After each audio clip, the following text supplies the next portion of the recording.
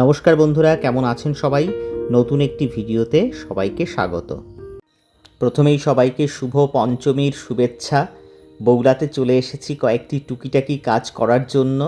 Bogura station ধরে সামনের দিকে চলে যাচ্ছি, কারণ আমার যে জায়গা সেখানে সেটি হচ্ছে একদম বগুড়ার সামনের দিকে। বেনফিশ মার্কেটের পাশ দিয়ে যাওয়ার সময় দুটো মণ্ডপ পাশাপাশি দেখতে পেলাম। দুর্গা প্রতিমাকে দেখতে পাচ্ছেন আপনারা? একদম প্রথম আমার প্রতিমা দর্শন এখানেই হলো। আর পাশাপাশি দুটো মন্দির, দুটো মণ্ডপ হয়েছে, দেখুন এই একটা, আর সামনের দিকে আরেকটা মণ্ডপ হয়েছে।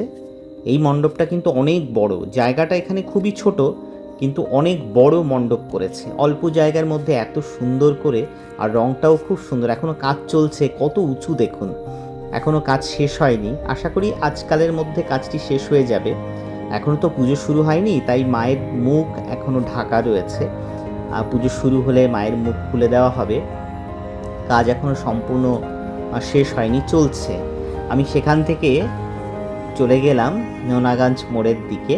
এখানে দেখুন অটোর যানজট লেগে গেছে, পুজোর সময় তো প্রচুর ভিড়। এখানে বাস এবং অটো একদম লাইন লেগে গেছে, দাঁড়িয়ে পড়েছে সব। এখান থেকে আমি চলে গেলাম আমার যে কাজ, মেন যে কাজ আমি যে জন্য এসেছি, Jawed Habib men's parlour. Men's নয়, এটা ইউনিসেক্স পার্লার।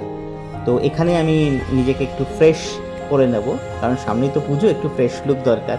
একটু হেয়ার কাটিং, একটু হেয়ার স্পা, একটু ফেশিয়াল, এগুলো তো সবাই করে, তো আমিও সেই জন্য এসেছি। কিন্তু দেখুন এসে কত ভিড়, সবাই চলে এসছে, কারণ পুজো তো সবাই তো একটু ফ্রেশ লুক চায়।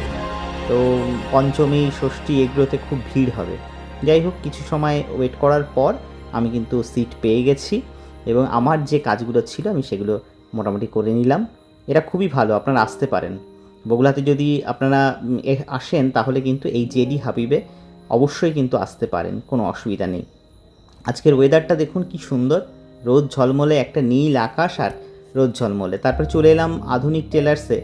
অনেক দিন পর একটা শার্ট আমি কাটাতে দিয়েছিলাম, তো সেখান থেকে সংগ্রহ করে আমি চলে এলাম স্টেশনে কল্যাণীতে ঠাকুর দেখতে যাওয়ার ভিড় দেখুন একটু, 2:30 ট্রেনে কি ভিড়।